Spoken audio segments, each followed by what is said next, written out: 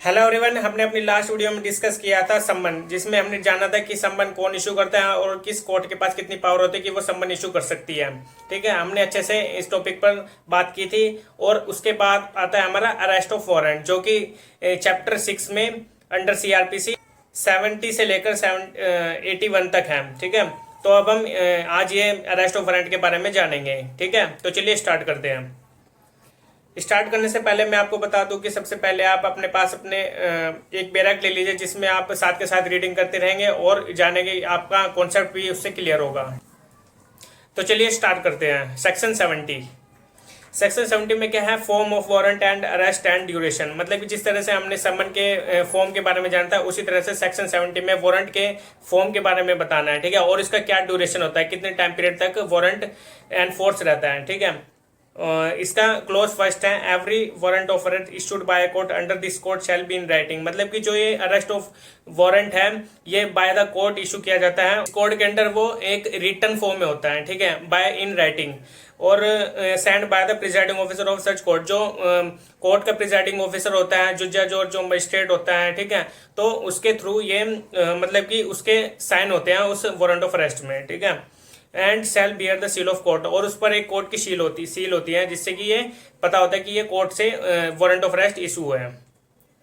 और इसका second clause है, every such warrant shall remain in force until it is cancelled by the court which issued it or until it is executed. मतलब कि second clause में बताया गया कि इसका ड्यूरेशन कितना होता है।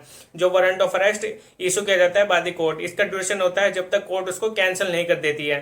ठीक है, और इसमें बात की अंटिल इट इज एग्जीक्यूटेड, मतलब कि जब तक वो एग्जीक्यूट नहीं हो जाता है। एग्जीक्यूट मतलब कि जो वारंट ऑफ अरेस्ट है वो किसको देगी कोर्ट? एक पुलिस ऑफिसर को देगी या किसी पर्सन को, ताकि वो उसको एग्जीक्यूट करा सके। जिस पर्सन के अगेंस्ट वो वारंट ऑफ अरेस्ट आया है, उसको जब तक अरेस्ट नहीं कर लेती पुलिस, ठीक है, या फिर कोई पर्सन, जब वो किसी पर्सन को अरेस्ट कर लेती है जिसके अगेंस्ट वो वारंट इशू हुआ है, तो वो वारंट जो है वो एग्जीक्यूट हो जाता है। तो इसमें ये बात की गई है, जब वो एग्जीक्यूट हो जाता है तो उसके बाद वो क्या मतलब कि उसका जो टाइम पीरियड है वारंट ऑफ अरेस्ट का, वो खत्म हो जाता है वहीं पे। ठीक है, इसमें ड्यूरेशन बताया गया है सेकंड क्लोज में।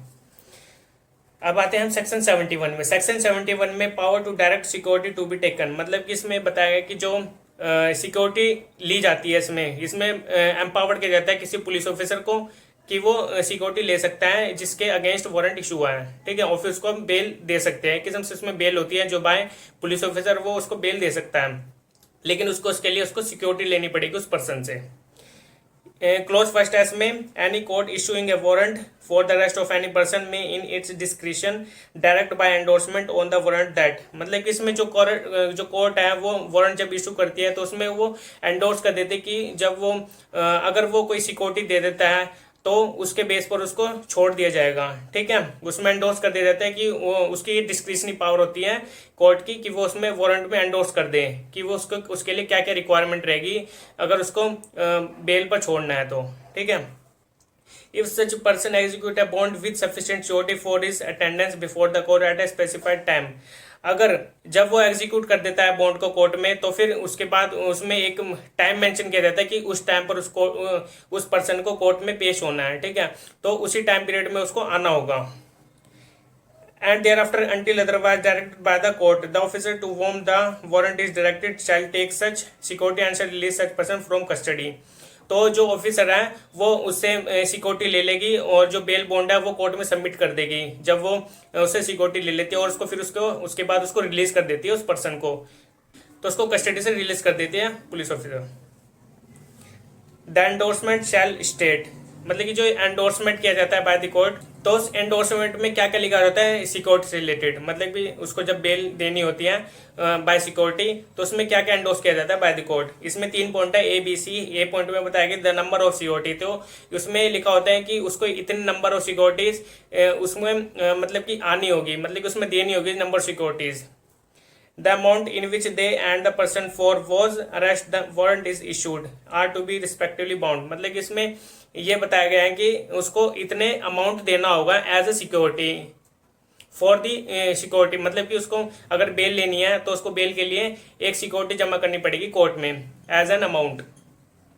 सी पॉइंट है, the time at which he is to attend before the court, और उसमें एक टाइम मेंशन होता है कि उसको किस टाइम पर कोर्ट में प्रेजेंट होना है। जब भी कोर्ट उसमें एंडोर्स करती है वो टाइम पीरियड। अब आता है इसमें third clause, whenever security is taken under the section the officer to whom the warrant is directly shall forward the bond to the court. जब कोई पुलिस ऑफिसर उसको एज ए सिक्योरिटी उससे ले लेता है और फिर उसको कस्टडी से रिलीज कर देता है, उसके बाद उसका एक बेल बॉन्ड होता है, जो कि बॉन्ड उसको कोर्ट में सबमिट कराना होता है, बेल बॉन्ड जिसको बोलते हैं फॉर दी बेल, तो उसको कोर्ट में सबमिट कराना होगा, मतलब उसको फॉरवर्ड करना होगा उसके बाद। तो ये हमारे सेक्शन 71 हो गया है। इसमें जो वारंट होते हैं वो दो तरह के होते हैं, बेलेबल और नॉन बेलेबल। ये हमने 71 में बेलेबल पर बात की है, जो सिक्योरिटी के तौर पर उसको रिलीज कर देती है पुलिस, क्योंकि बेलेबल वारंट जो होते हैं उसमें वो उसमें बेल ले सकती है बाय पुलिस, उसमें कोर्ट में जाने की जरूरत नहीं होती है, वो पुलिस से सीधा डायरेक्टली बेल ले सकता है जो अरेस्टेड पर्सन होता है। और जो नॉन बेलेबल ऑफेंस होते हैं, जो non bailable warrant court issue करती है, नॉन बेलेबल में कोर्ट में प्रेजेंट होना पड़ता है और फिर उसको कोर्ट से ही उसको बेल लेनी होती है। सेक्शन 71 में सिर्फ इतना ही था। अब आता है section 72, warrant to whom directed, मतलब कि वारंट किसको डायरेक्ट किया जाएगा, किसको डायरेक्ट किया जाएगा। फर्स्ट इसमें क्लोज है, a warrant of arrest shall ordinarily be directed to one or more police officer, मतलब कि जो ऑर्डिनरी तौर पर जो वारंट है वो किसको डायरेक्ट किया जाएगा, एक से ज्यादा पुलिस ऑफिसर को भी डायरेक्ट किया जा सकता है।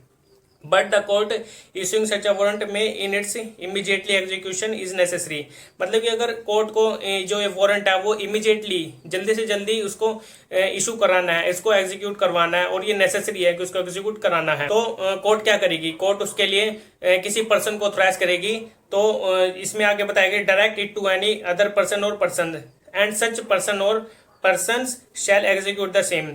तो जिस तरह से पुलिस ऑफिसर उसको एग्जीक्यूट कर रहा था, उसी तरह से एक पर्सन को ऑथराइज कर दिया जाता है बाय द कोर्ट उसको इमीडिएटली एग्जीक्यूट कराने के लिए वारंट को। तो वो जो पर्सन है वो ऑथराइज हो जाता है कि वो किसी पर्सन को अरेस्ट करके कोर्ट में प्रेजेंट करे या फिर किसी पुलिस ऑफिसर के पास। फर्स्ट क्लोज में सिर्फ इतना ही है, when an warrant is directed to more officers or person than one it may be executed by all or by or any one or more of them. इसमें सिर्फ ये easily ये कहा गया है कि जो वारंट है वो डायरेक्ट किया जाता है कि मोर ऑफिसर्स या पर्सन्स को, मतलब एक से ज्यादा पर्सन्स या एक से ज्यादा ऑफिसर्स को भी डायरेक्ट किया जा सकता है। लेकिन अगर एक से ज्यादा ऑफिसर्स है या फिर एक से ज्यादा जो पर्सन है उनमें से अगर कोई एक भी वारंट एग्जीक्यूट कर देता है, तो वारंट एग्जीक्यूट करने के बाद वो मतलब एक पर्सन या एक ऑफिसर उसको एग्जीक्यूट करा सकता है, वो ऑथराइज्ड है, या फिर सारे भी उसको एग्जीक्यूट करा सकते हैं मिलकर। तो ये हमारे सेक्शन 72 कंप्लीट हो गया है। अब हम चलते हैं section 73।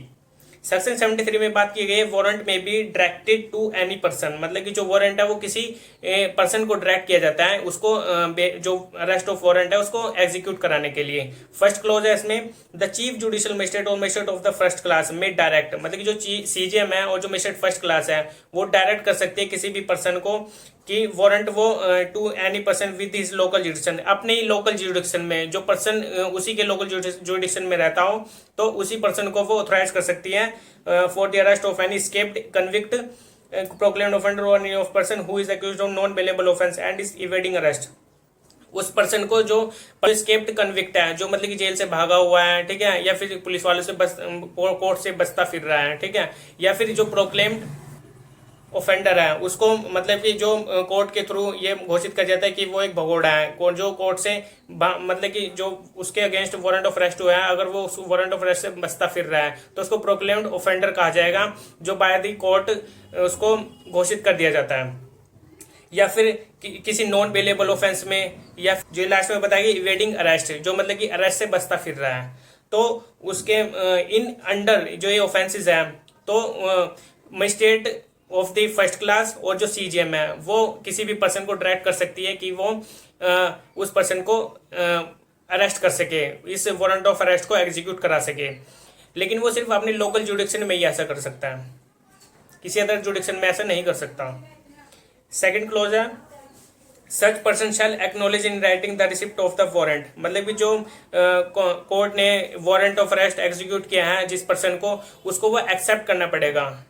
And shall execute it if the person of for was arrest it was issued, और जो वारंट ऑफ अरेस्ट है उसको एग्जीक्यूट करना पड़ेगा it for the arrest of in, उसको अरेस्ट करके उसको इशू करना पड़ेगा in its order enters on any land or any other property under this charge. देखिए सेकंड क्लोज में सिर्फ ये बात की गई है, अगर कोई भी पर्सन किसी की प्रॉपर्टी में, जो एक्यूज्ड है वो किसी की प्रॉपर्टी में एंटर कर जाता है और उसको अगर उसको वहां से निकालना है, तो जिसकी वो प्रॉपर्टी है तो वो ऑथराइज हो जाएगा, उसके पास ये राइट आ जाएगा कि वो उस पर्सन को बाहर निकाले या फिर उस पर्सन को अरेस्ट करे और पुलिस वालों को या फिर कोर्ट में उसको अपीयर कर दे ताकि उसको अरेस्ट किया जा सके।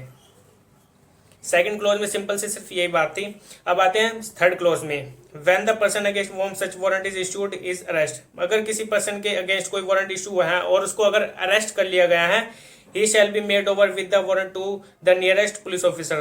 तो जो वो पर्सन उसको अरेस्ट कर लेता है, उस वारंट ऑफ अरेस्ट जो उसके अगेंस्ट आया था उसका एग्जीक्यूट कर देता है, तो उस पर्सन को अरेस्ट करने के बाद उसको नियरेस्ट पुलिस स्टेशन में जाकर उसको वहां पर मतलब उनको सौंप देना है उस पर्सन को, नियरेस्ट पुलिस ऑफिसर को। Who shall cause him to be taken before a magistrate। और फिर जो पुलिस ऑफिसर है वो उसको नियरेस्ट जो भी उसकी अंडर जुडिक्शन में आता है मजिस्ट्रेट, उसको वो वहां पर पेश कर देगा, unless security is taken under section 71। लेकिन इसको छोड़कर अंडर सेक्शन 71 में हमने क्या पढ़ा था, मतलब उसको सिक्योरिटी के तौर पर उसको छोड़ दिया जाता है बाय द पुलिस ऑफिसर। तो अगर उसको ये लगता है कि ये बेलेबल वारंट है तो फिर वो पुलिस ऑफिसर उसको छोड़ सकता है बाय द सिक्योरिटी, अगर वो सिक्योरिटी उसको फुलफिल कर देता है, उसके सभी सिक्योरिटीज जो सीओटीज है, जो अमाउंट उसको देना है और जो सीओटीज है, तो वो उस पर्सन को रिलीज कर देता है अपनी कस्टडी से अंडर सेक्शन 71। तो ये हमारा सेक्शन 73 कंप्लीट हो गया। अब हम आते हैं सेक्शन 74 में। 74 में क्या बात की गई है, warrant directed to police officer. अगर कोर्ट ने किसी पुलिस ऑफिसर को डायरेक्ट किया है वारंट को एग्जीक्यूट कराने के लिए, तो इसमें क्या कहा गया है, a warrant directed to any police officer may also be executed. अगर किसी पुलिस ऑफिसर को ये डायरेक्शन दी गई है कि ये जो वारंट ऑफ अरेस्ट है इसको एग्जीक्यूट कराए by any other police officer was name is endorse. अगर किसी पुलिस ऑफिसर का उसमें एंडोर्स किया गया नाम, तो फिर उसको वो एग्जीक्यूट कराना होगा। लेकिन अगर किसी पुलिस ऑफिसर को डायरेक्शन दी गई है ओरिजिनली, लेकिन अगर वो पुलिस ऑफिसर चाहता है कि वो अपने सबॉर्डिनेट ऑफिसर को डायरेक्शन दे, तो उसमें वो एंडोर्स कर देगा उस वारंट ऑफ अरेस्ट में, उस पुलिस ऑफिसर का नाम मेंशन कर देगा जिसको वो एग्जीक्यूट कराना है, तो वो अपने सबॉर्डिनेट ऑफिसर को भी वारंट ऑफ अरेस्ट एग्जीक्यूट कराने के लिए दे सकता है। उसके लिए उसको उसमें एंडोर्समेंट करना पड़ेगा, उसका नाम मेंशन करना पड़ेगा जिसको वो एग्जीक्यूट कराना है। अब हम आते हैं सेक्शन 75 में। 75 में क्या बात की गई, notification of substance of warrant. मतलब कि जो वारंट के सब्सटेंसेस हैं और जो उसकी नोटिफिकेशन है उसको शो करनी पड़ेगी जिस पर्सन को अरेस्ट किया जा रहा है। तो इसमें सिर्फ ये सिंपल सी बात की गई कि उसका जो अरेस्टेड पर्सन है उसका ये अधिकार है कि वो जाने कि उसको किस बेस पर उसको अरेस्ट किया जा रहा है। तो इसमें बात की गई, the police officer or other person execute a warrant of arrest shall notify the substance thereof to the person to be arrested and if so required shall show him the warrant. देखिए अगर police और किसी भी person को arrest करता है तो सबसे पहले उसको उसके सब्सटेंस बताने होगा कि उसको किस रीजन पर उसको अरेस्ट किया जा रहा है। उसको जो वारंट में जितने भी सब्सटेंस लिखे होते हैं उन सभी को उसको बताना होता है। लेकिन अगर जरूरत पड़े तो अगर वो जो अरेस्टेड पर्सन अगर वो चाहता है कि उसका वारंट ऑफ अरेस्ट को शो किया जाए, उसको दिखाया जाए कि उसका वारंट आया है बाय कोर्ट, तो जो पुलिस ऑफिसर है उसको उसकी ये ड्यूटी है पुलिस ऑफिसर की, वो उसको शो करे जो वारंट बाय कोर्ट इशू है। तो ये अरेस्टेड पर्सन का अधिकार है कि वो जाने कि उसको किस बेस पर अरेस्ट किया जा रहा है। अगर उसको विदाउट एनी उसको सब्सटेंस बताए, विदाउट एनी उसको वारंट शो कराए, तो अगर उसको अरेस्ट कर लेते तो वो उसको इलीगल अरेस्ट कहा जाएगा। तो ये सेक्शन 75 था। अब हम आते हैं 76 में, person arrested to be brought before court without delay. अगर पर्सन को अरेस्ट किया जाता है और उसको अगर कोर्ट के सामने पेश किया जाता है तो उसको विदाउट डिले उसको पेश किया जाएगा कोर्ट में, प्रेजेंट किया जाएगा कोर्ट में। The police officer or other person executed warrant of arrest shall. अगर किसी पुलिस ऑफिसर ने या किसी पर्सन ने किसी वारंट ऑफ अरेस्ट को एग्जीक्यूट करा है और जो पर्सन है जो अरेस्ट हुआ है उसको वो कोर्ट में पेश करेंगे, ठीक है, without any delay, unnecessary delay. Bring the person arrested before the court, court में लाया जाएगा, the court before which is required by law to produce such person. और इसमें जो अननेसेसरी डिले बताया गया है, मतलब कि इसमें कोई नेसेसरी अगर कोई डिले होता है विदाउट अननेसेसरी डिले, तो उसमें उसकी कुछ रीजन भी आते हैं। जैसे कि इसमें प्रोवाइजो दिया गया है, provide that such delay shall not in any case exceed 24 hours exclusively of the time necessary of the journey from place of arrest to the magistrate court। मतलब कि जैसे हमने सीआरपीसी के सेक्शन 57 में पढ़ा था, उसमें 24 आवर्स के अंदर ही कोर्ट में किसी एक्यूज्ड को पेश किया जाता है। और उसको 24 बाद में उसको रीजन देने पड़ेंगे कि उसको क्यों एग्जीक्यूट, मतलब कि उसको क्यों इतनी लेट आफ्टर 24 आवर्स क्यों पेश किया जा रहा है, तो उसको उसके सभी रीजन देने होंगे।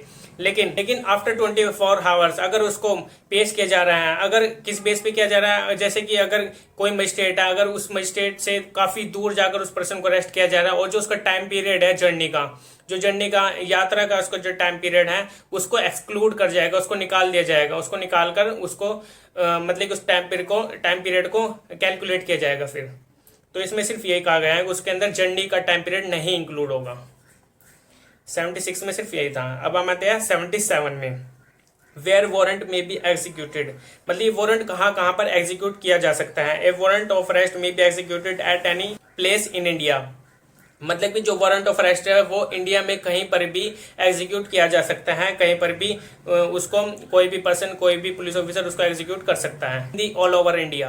अब हम आते हैं सेक्शन 78 में। 78 में क्या बात की गई है, warrant forwarded for execution outside jurisdiction. अगर वारंट फॉरवर्ड किया जाता है किसी आउटसाइड जुडिक्शन में, तो इसके फर्स्ट क्लॉज में क्या बात की गई है, when a warrant is to executed outside the local jurisdiction of the court issuing it.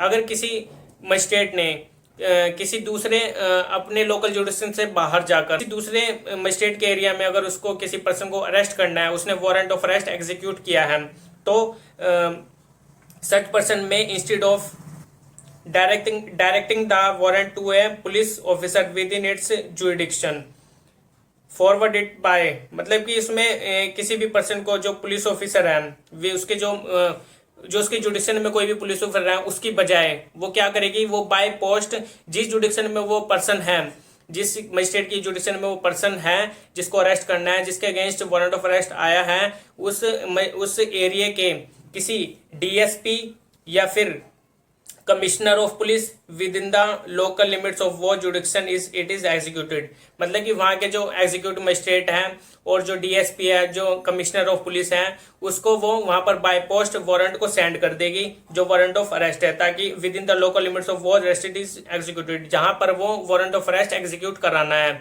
जिस एरिया में, तो वहां पर उनको सेंड कर देगी। उसके बाद क्या करेंगे, at the executive magistrate or DSP or commissioner of police shall endorse his name thereon, तो जो एग्जीक्यूटिव मजिस्ट्रेट होगा, जो डीएसपी होगा, जो कमिश्नर ऑफ पुलिस होगा, उस वारंट ऑफ अरेस्ट को वो एंडोर्स करेंगे, मतलब कि वो उसमें अपने जो सबऑर्डिनेट उनके ऑफिसर्स होते हैं, जो एसओचे होते हैं, और जो वहाँ पे जिस थाने का वो इंस्पेक्टर, सब इंस्पेक्टर होते हैं, उनको वो उनका नाम एंडोर्स कर देगी जिस एरिया से उस पर्सन को अरेस्ट किया जाना है।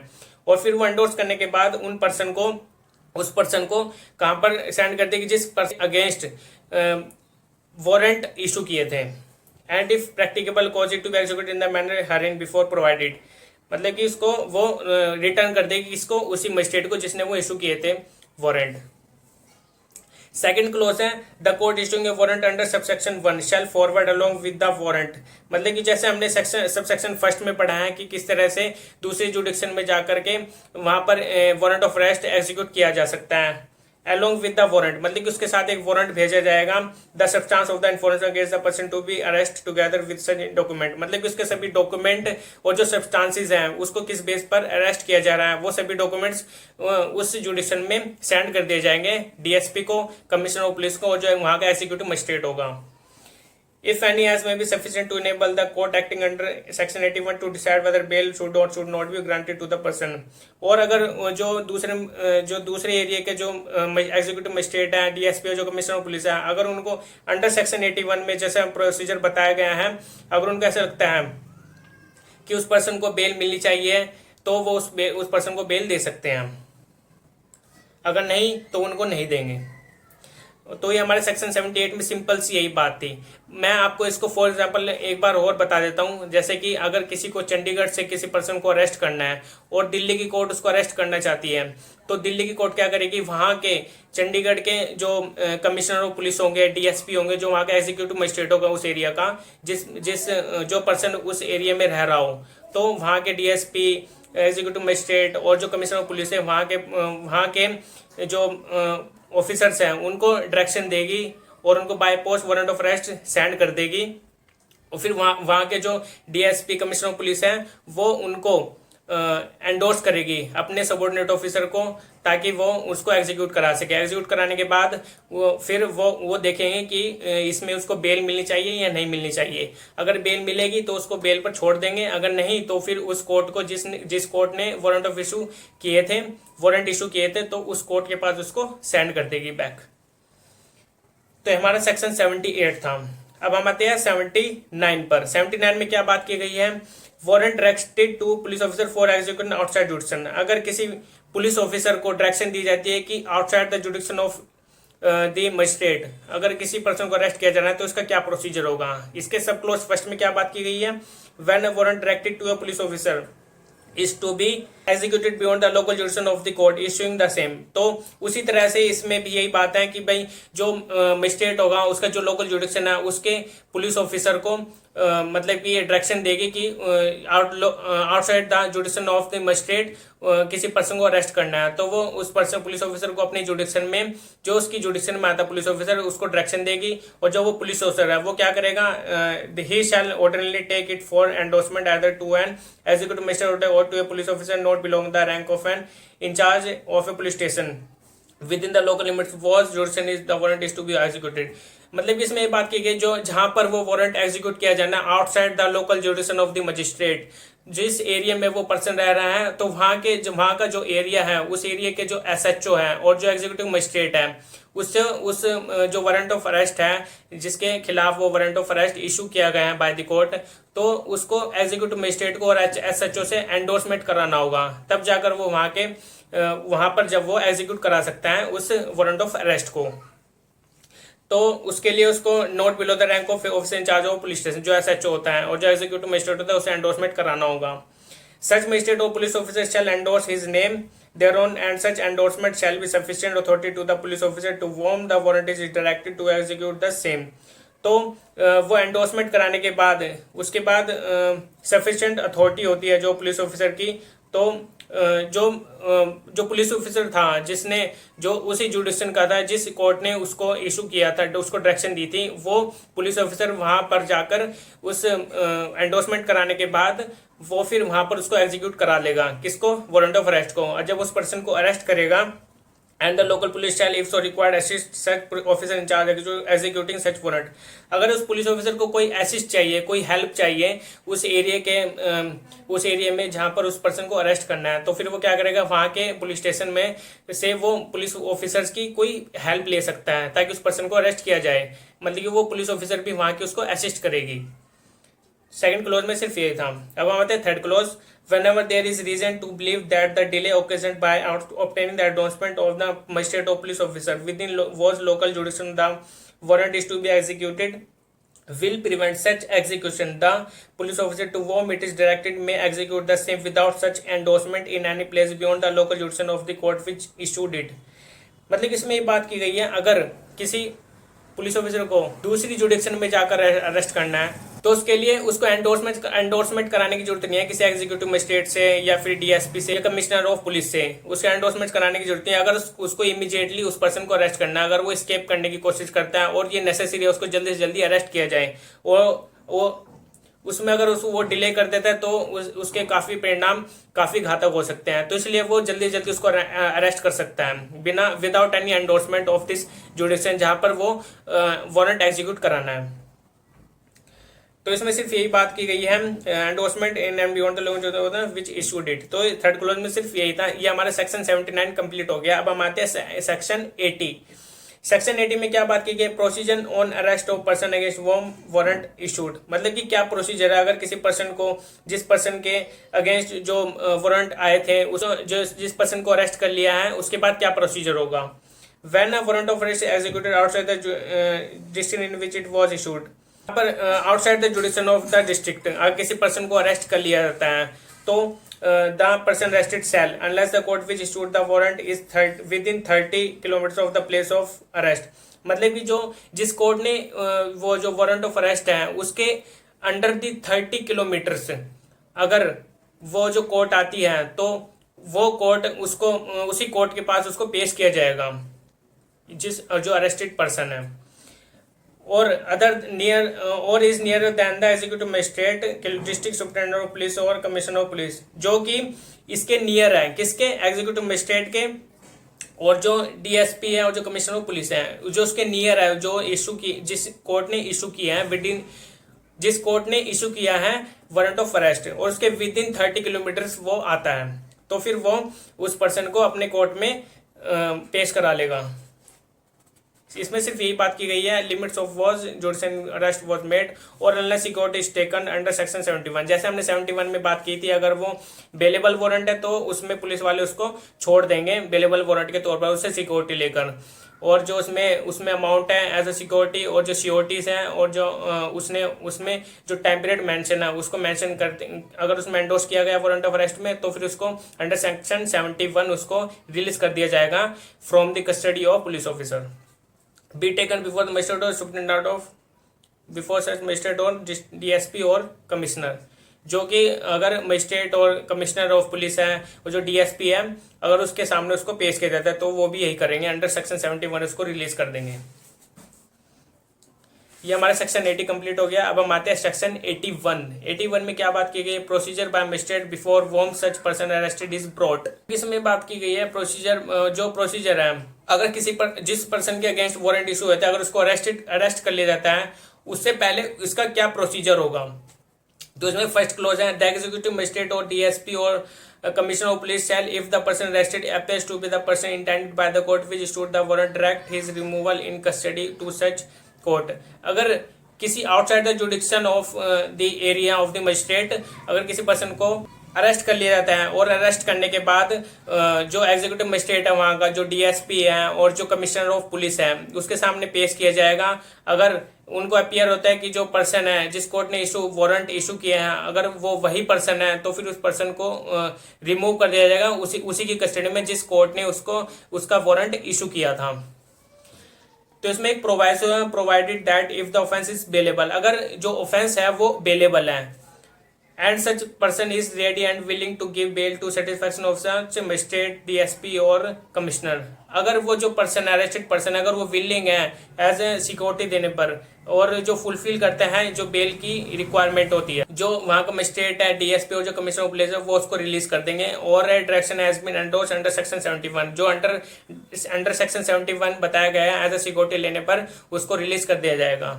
And the warrant of such person is ready and willing to give securities, और वो विलिंग है एज अ सिक्योरिटी देने पर, required by such direction the magistrate, DSP or commissioner shall take such bail or security. और फिर जो DSP है वहाँ का, और जो मजिस्ट्रेट है और जो कमिश्नर है, वो उससे बेल ले लेंगे और अंडर सेक्शन 71, और उससे बॉन्ड भी लिया जाएगा, फॉरवर्ड किया जाएगा कोर्ट को।